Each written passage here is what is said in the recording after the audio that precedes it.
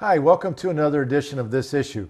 My guest this time is David Swanson, who's a co-founder of AfterDowningstreet.org and a leader of Progressive Democrats for America. David, welcome to the show. Thanks for having me. Great to have you here. David is currently in Maine on a book tour.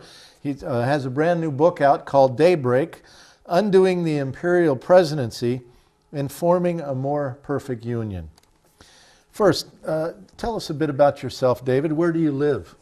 I live in Charlottesville, Virginia. I can see Thomas Jefferson's house out my window, and he's rolling in his grave. Oh, he is. He is indeed. And why is he rolling in his grave? He feared something called elected despotism. He didn't want to elect a king and then another king and then another king every 4 years. He wanted something very different from that. He worked on a constitution that put the power of our government in a legislature with an executive to execute the will of that Congress. And we've transferred just about all the power from the legislature to the so-called executive. He and most of the people who put that Constitution together would not be very happy. How did you get started in political work?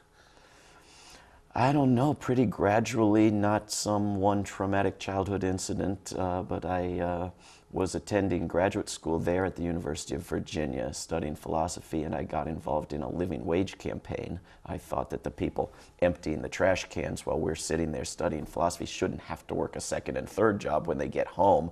The university's sitting on $1 billion, building new sports stadiums and so on. Couldn't we pay them enough to live? And from there I got involved in further advocacy and activism around economic issues and justice issues, and then peace and war issues.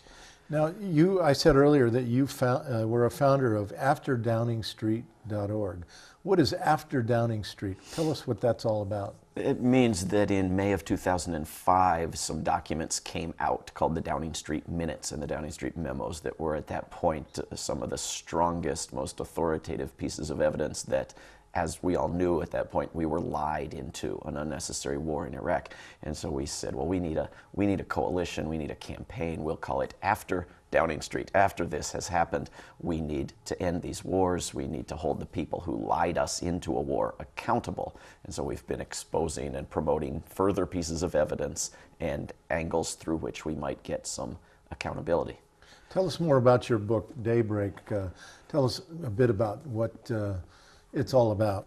This is taking a step back from activism to think about what's working, what's not working in lobbying our government in Washington. Why is it that in most opinion polls on most issues, the American people is overwhelmingly in one place and our government is doing something different when they're supposed to be representing us? What are the forces of corruption, the money, the media, the parties, the things we know about, and what has happened in terms of where power sits in Washington? Why is that significant, and what can we do about it? How can we be more strategic and more effective in our activism? So most of the book is not how bad things are, but what do we do about it, and what do we envision as a dramatically better government and system of society than what we've got now. Now, I know you were very critical of President Bush. You helped lead the impeachment campaign nationally against him. But at the same time today, you're one of the most, I would say, fervent critics of Obama, as he is really continuing many of the same policies that Bush was. Can you describe a little bit about how you see these similarities between the two? Well, I think that's a fair characterization if you ignore the people threatening to kill him, calling him a grandmother murderer and a foreigner and a Muslim and a socialist and an evildoer and so forth. Aside from that brand of criticism of Obama, in terms of criticism of his policies and what I honestly believe they actually are, I certainly have been a critic. We had President Bush establish new powers powers, for example, to write laws, with signing statements, sign a bill into law, write a statement, which parts you're going to change. And Barack Obama, as a candidate, was a serious critic of that. Now he engages in it. And so we could go through dozens of abuses of power, and I do in the book. And in each case, some of them are being abused more, some are being abused less, but they're all being cemented in place in a way that one administration alone couldn't do. In the book, again, part of the title is Forming a More Perfect Union. What is that part of the book about? Well, we have a constitution that's barely been tweaked in 2 centuries and a quarter. We are dragging behind international treaties and other nations' constitutions and bills of rights. We have a system where the laws we do have, we're not enforcing. There are those who are too high and too important to be under the rule of law. We have a former president and a former vice president confessing to torture on television, and nothing happens. So how are we going to get our laws enforced? How are we going to repeal the bad ones, pass the good ones, amend the Constitution? What's our vision for down the road? If this country survives for a while, what do we want it to be? And how can we get it there? One of the things you are talking about is that the Congress has really abdicated its powers to this imperial presidency. Can you discuss that in a bit more? Well, Congress is happy to have the presidents make the laws and the presidents decide on the wars and the presidents make the treaties and so on without congressional decision making. They want to be consultants. They're happy to talk, but they don't want power. And if they're going to have any power and use it on our behalf, we've got to take them and shake them a little bit, but they also have to take those powers away from the president. And the only way they do that is through checking his abuses, and that means impeachments and that means subpoenas. We had dozens of subpoenas in the last Congress that are just left hanging, not enforced. They're not reissuing them. Now they won't. Now they're afraid to even subpoena anyone. And we impeached a judge this year for groping people. We won't impeach a judge who signed memos legalizing torture and legalizing aggressive war because apparently Fox News wouldn't like it, and that's a big factor for the House Judiciary Committee. But if you're not going to impeach anyone, at least, unless they're a Democrat and sex is involved, you're not going to impeach anyone in the executive branch or formerly thereof, or whom some television network might not want you to impeach them, then you have no power. And if you won't subpoena anyone from the executive branch and enforce your own subpoenas, why should anyone listen to you? They're happy to have you talk, but they're not going to listen to it. What does the Constitution say about the powers of the president, the executive, and Congress? The first 60% almost of the Constitution is devoted to the first branch of our government, the Congress, and gives that Congress just about every power they could dream up, and the power to make every law, the power to raise and spend every dime, the power to decide when and where we have wars, to ratify or reject treaties and appointments, and so on. The president, in a short little Article 2, is commander-in-chief of the military in a war in a time and place decided on and funded by the Congress, and he is to faithfully execute the laws as passed by Congress. He can sign a law or he can veto a law. He can't rewrite a law. He can't make his own laws with executive orders. He can't make laws with secret memos. He doesn't have the power to imprison people with no process. He can't spy on you without a warrant, and so on. A very, very different image from what you have today.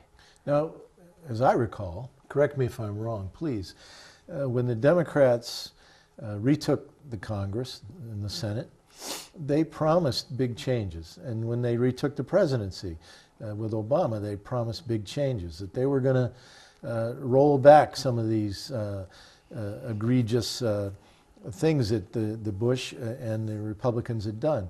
Well, how would you grade the Democrats in the Congress and in the presidency so far in this context of rolling back these dramatic changes?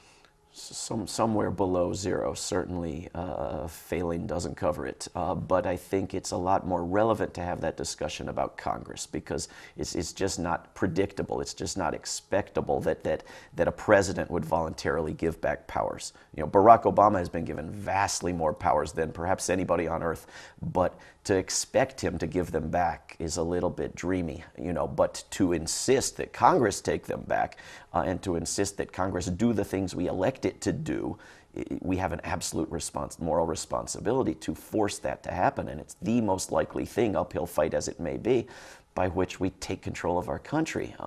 We elected the Democrats to majorities in 2006 to end wars. That was the big issue. Everyone agreed to end the war in Iraq.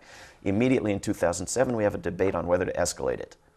Same thing in 2008, and now we have a debate on whether to escalate a war in Afghanistan. We worked hand in glove with John Conyers' office in 2005 when he was the ranking minority member on the Judiciary Committee, wanted to end the wars, wanted to impeach Bush and Cheney and so forth.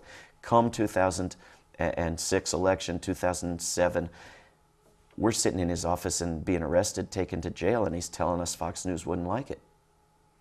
Is that the ultimate answer, the reason why the Democrats aren't moving on all these things that they promised they would, that they were elected by the voters to do, is because of Fox News, or does it go deeper than that? Well, everybody in Congress has accepted that all the power is in the White House. The big competition is which party gets to be the emperor and which party gets to have the next shot in the White House. And so the Democrats are happy. They're thrilled. They've got the throne. And their leader is the man who was supposed to execute the will of the Congress. They don't have loyalty to a branch of government. They have loyalty to a party. We've gone from the 3 branches to the 2 parties. And the Republicans, you know, their loyalty is to the top Republican in Congress, but they don't want Bush and Cheney and gang held accountable for their abuses or crimes. They want the president to have absolute power in the future. Most presidents in modern America are Republicans. So just strategically, from partisan thinking, the Democrats would be smarter to be putting power in Congress, where they tend to be the majority. And the Republicans, it's understandable that they want all the power in the White House. But Democrats don't think very well, and they don't play offense. And everybody's just sort of accepted. And we have this short time frame we think in, and they're happy right now. Now, let me ask you this question. Is getting health care, real health care reform, part of this vision that you talk about in your book, of forming a more perfect union? Is health care a part of that vision? It is. I think we need not just negative rights, you know, the government can't abuse you in this way, the government can't abuse you in that way, but positive rights, a right to health care, a right to a basic standard of living, minimal survival in a very wealthy country, a right to housing, a right to a good education, which ought to include, if you want it, free preschool through graduate school. It's completely affordable if we weren't spending all our money on wars we actually oppose. And bailouts for the Wall Street. Yeah, now you have something bigger than the war and military money. Now you have bailouts for Wall Street. And again, Congress isn't even permitted to know what's happening there, much less control it. But Congress was happy to vote for it, with over 90% of the phone calls into Congress opposing it. This is from across the political spectrum. Opposing the Wall Street bailouts when they were done when Bush was president and continued when Obama was president. Why did they do it? Why did they basically reject 90% of the American people's opinion on that issue? Many of their campaigns are paid for by Wall Street. You're talking Republicans and Democrats, right? Yes, and top recipient in history being Barack Obama, and top... In the last election. Yes, and top donors to Barack Obama being Wall Street. So there is that big influence. But, you know, everyone in power in Washington is in that group. These people who run Wall Street rotate in and out of public service, as they call it, in Washington. And it's Wall Street bankers, if you can call them bankers, running the program to bail out Wall Street. Let's talk about Afghanistan and Iraq and Pakistan. Are we ever getting out of these wars? Again, we were promised by the Democrats when they came into power in 2006, when they took back the Congress, largely because of the tremendous opposition to the Iraq War. Today we hear in the polls that over 60% of the American people want us out of Afghanistan, but it appears that nothing is happening. Well, President Obama has broken a slew of promises, but escalating in Afghanistan isn't one of them. He campaigned on escalating in Afghanistan, and his members of his party in Congress take orders from him, regardless of what they think or what they campaigned on or what they promised. So you have to reverse a promise in this case. But the majority of Americans before the last election approved of being in Afghanistan. The majority of Americans now disapprove of being in Afghanistan. Why do you think the change? Well, I think there's been escalation there. There's been a small number, relatively speaking, of American deaths, but there's been deaths there. There's been a fraudulent election, and now appointment of an unelected leader in Afghanistan. There's been resistance within the U.S. military. There's been resistance by allies in Afghanistan. It's more in the news. Barack Obama was going around giving speeches, I'll end the war, I'll end the war, I'll end the war. And when you got to the details, it wasn't quite that on Iraq.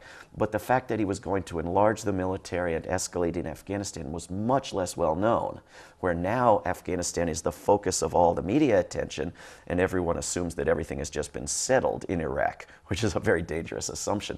But I think that where the media attention is explains what the public is thinking about. Now you, in order to promote your book called Daybreak, you've been on a tour of the country. It's going to be a 50-city tour. Right now you're about halfway through that tour. Yep. What's your sense of the peace movement today? How are they doing across the country? What's your feeling about where the peace movement should be going in terms of these issues of Iraq and Afghanistan? Well, we've had huge successes that we have to remind each other. We've persuaded the American public to be against wars, to distrust war propaganda, to shoot down the lies that we need to go into Iran, which has been successful for years now, largely because they were so similar to the lies that were exposed about Iraq. We've prevented a lot from getting worse. We've discouraged recruitment and so forth, and we have to keep up that educational fight. This is going to be a long campaign, but we largely defunded and demobilized the peace movement in November because there was an election where we elected people who, for some reason, we imagined there might be a slightly better chance of them doing what we wanted, which is exactly when you ought to invest more What do you in a mean by movement. defunded the peace movement? Can you explain what you mean by that? Peace organizations ceased to exist. Major peace coalitions saw their donors and their funding drop off by 3/4. That people were not interested in funding a movement that wasn't needed anymore because we had elected Democrats. Right? This is like the labor movement that won't do anything for their bill, the Employee Free Choice Act, to get the right to legally unionize because they've elected Democrats, and that's all you need to do, even though obviously it's not everything you need to do. And so we've spent these months sitting on our hands. I haven't, you haven't, but the peace movement as a whole has spent a lot of time saying, well, even, strategically, I'd like to protest these wars because they're still the same wars, but you can't protest a popular president. As if a war is identical with a president, even though it is the Congress that funds and decides on wars. And if you could make that clear to people, you would see turnout increase at anti-war rallies among people who don't want to protest their friend, the president. I think that would be a strategic move for the peace movement. Your position, I've heard you speak in Bangor last night, and your position is that Congress is where the action is, that the American people need to be communicating with Congress about how they feel about these issues, and that's where the real pressure point is. Is that basically accurate? Well, there's counter-recruitment work to do, there's media work to do, as you're doing right here this moment, but in terms of influencing what's decided in Washington, whether a president does something good or bad is good or bad luck, but we don't have any control over it. We just don't. And largely, we don't have any control over senators, And in Maine, the rest of the country is obsessed with Maine's senators. Maybe Maine could give them a break and focus on where we actually have a chance at influencing people, and that's with members of the House. In June, the 2 Congress members from Maine were heroes. I think Maine may be the only state where the full congressional delegation in the House voted no on funding these wars. You got lots of Congress members who go home and say, I oppose these wars, but they always vote to fund them. Well, Maine's 2 Congress members voted no. If you think that was a good thing, anytime you think your Congress member's done a good thing, you should thank them, you should reward them, you should praise them, and you should ask for more. Because I have friends who are ruining their family lives, spending their retirement savings, going on starvation fasts to accomplish things like ending these wars. And just because you're a member of Congress doesn't mean that your activism should be limited to voting the right way. Why not publicly commit that you're going to vote no on the next one? Today we heard it's probably going to be $50 billion in another supplemental spending bill, these things we weren't going to have anymore, probably within the next few months. Why not publicly commit now? I'm going to vote no on that next $50 billion, and I want my colleagues to vote with me and start building a list of Congress members who will vote no. Then Maine saves the country, Maine saves the world. That $50 billion would go a long way solving, I know in our state of Maine, our problems with the defunding of public education, with health care, with fixing our collapsing roads and bridges, and many other things in the state. Yes. It's really tragic, all the money that is being wasted, over $10 billion a month on Iraq and Afghanistan today. Yeah, and just from Maine, you're in the billions, just in tax dollars. You look at costofwar.com and look at that money, and you have to multiply it by 3, 4, 5 times to be realistic at all, because you have debt, interest, you have veterans care, and so forth. And you take that money and you look at how many people you could provide the entire state of Maine with health care, rather than funding these wars that the citizens of Maine oppose. Yeah. There's an obvious and trade-off. the people do get that. The people do understand that connection. But I think they just have this sense of powerlessness, that there's nothing they can do about it. Well, they shouldn't. They accomplish good things all the time. Supposedly we live in a democracy too, right? Supposedly, we never quite have, and we don't even quite have a deep democratic understanding in our own minds of how things should work. When the president said, I'm going to ignore public opinion polls and escalate in Afghanistan or not based on what's best for the country, people applauded and said, thank you for being principled and ignoring us. And we need a deeper understanding of democracy, but we also need to know when we are in the majority, because a lot of times we're in the majority on something in polls and we think we're in the minority because our televisions and our newspapers are playing up the views of the 20% rather than the 80% of us. So we have to know we're in the majority and then demand that we be listened to.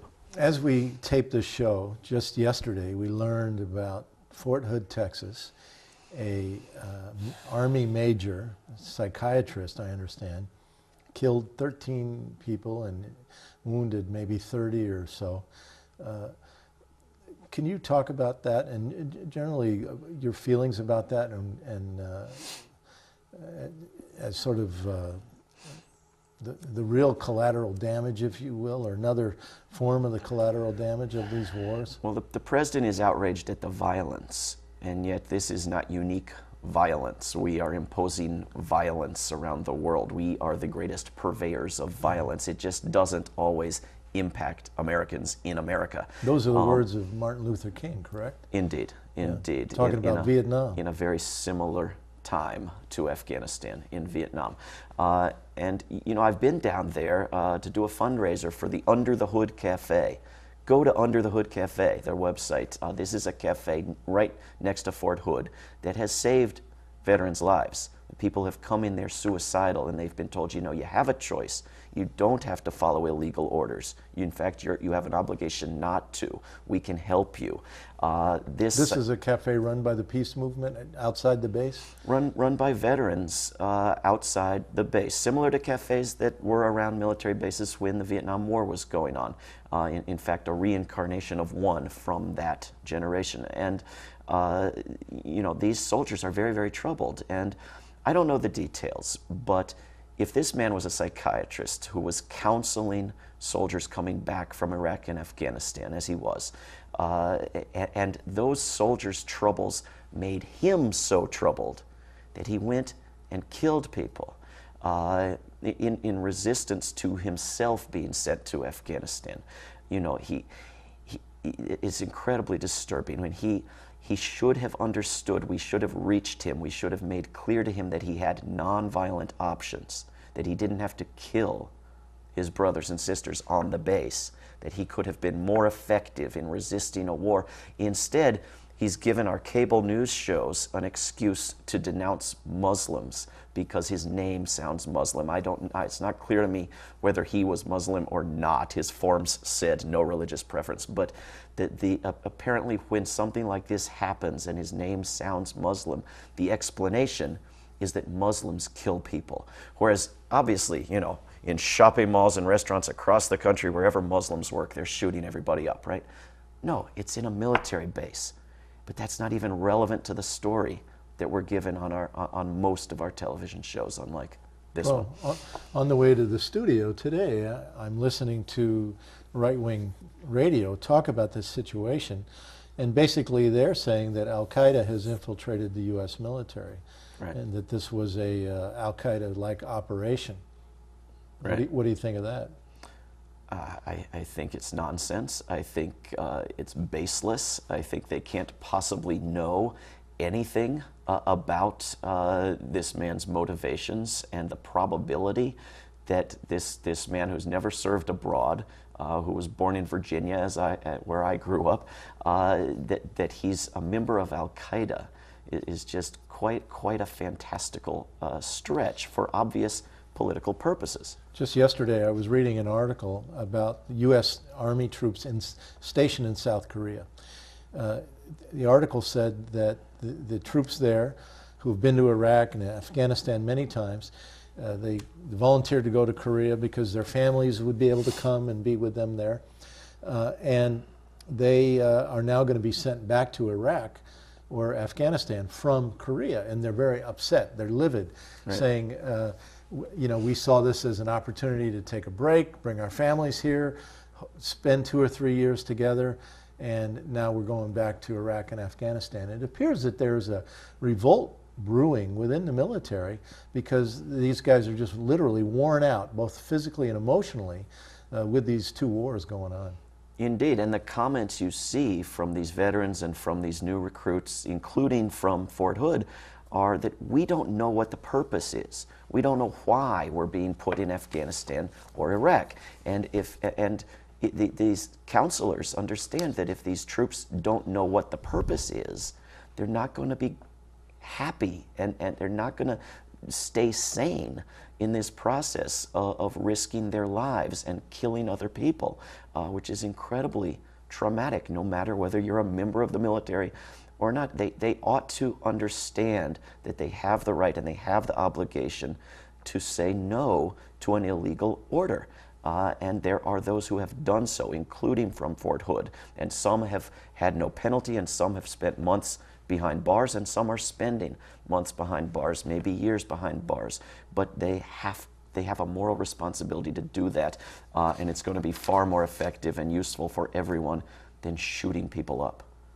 Well, David Swanson, thank you very much for coming on the show. David is the author of a new book called Daybreak: Undoing the Imperial Presidency and Forming a More Perfect Union. You can find him, one of the best websites in the country. I go there about 5 or 10 times a day. It's called afterdowningstreet.org. And again, thanks, David, for coming on the show. And thank you for watching another edition of This Issue. Until next time, good luck to you all, and please get